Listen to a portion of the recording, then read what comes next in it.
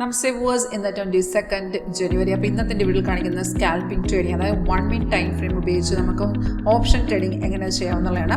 അപ്പോൾ നമുക്ക് ഇതിനകത്ത് ടൈം ഫ്രെയിം സെറ്റ് ചെയ്യാനുള്ള ഓപ്ഷൻ ഉണ്ട്.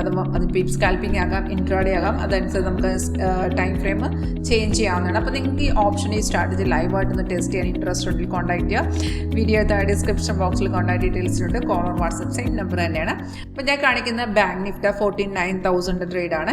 അപ്പോൾ നമുക്കിതുപോലെ ആരോ വരുവേ, ഗ്രീൻ കളറിൽ അപ്പാരാണ് നമുക്ക് ബൈ ചെയ്യാനുള്ള ഇൻഡിക്കേഷൻ തരുന്നത്.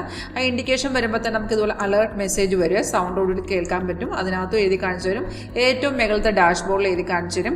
ഇത് 2 മണിക്ക് വന്ന ട്രേഡാണ്. 299.85 നമുക്ക് ബൈ സൈക്കിൾ വന്നു. അപ്പോൾ നമ്മളിവിടെ ബൈ ആരോ കിട്ടി കഴിഞ്ഞാൽ എൻട്രി ചെയ്യുന്നതിന് മുന്നായിട്ട് ഇത് കൺഫേം ആണെന്ന് നോക്കുക. അതായത് നമുക്ക് ഈ സിഗ്നൽ വന്നിരിക്കുന്ന ഈ ക്യാൻഡിലാണല്ലോ. അപ്പോൾ നമ്മൾ എൻട്രി എടുക്കേണ്ട സെക്കൻഡ് ക്യാൻഡിലെ ഓപ്പണിംഗ് പ്രൈസ്, കാരണം സെക്കൻഡ് ക്യാൻഡിൽ ഓപ്പണിംഗ് പ്രൈസ് ആണ് നമ്മുടെ എൻട്രി പോയിന്റ് ആയിട്ട് ഇവിടെ കാണിച്ചിരിക്കുന്നത്. അപ്പോൾ നമ്മൾ സെക്കൻഡ് ക്യാൻഡിൽ തന്നെ എൻട്രി എടുക്കാം.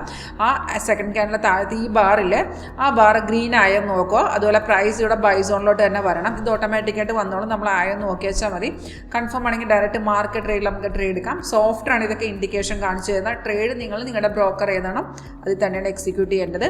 ഇപ്പോൾ നമ്മൾ 299.85 സോഫ്റ്റ് അവിടെ റേഞ്ച് കാണിച്ചു വന്ന് താഴത്തോട്ട് നോക്കിയാൽ നിങ്ങൾക്ക് കാണാൻ പറ്റും. അതിൻ്റെ എക്സിറ്റ് ലെവൽ അവിടെ കാണിച്ചിട്ടുണ്ട്. Target 1, 2 and 3.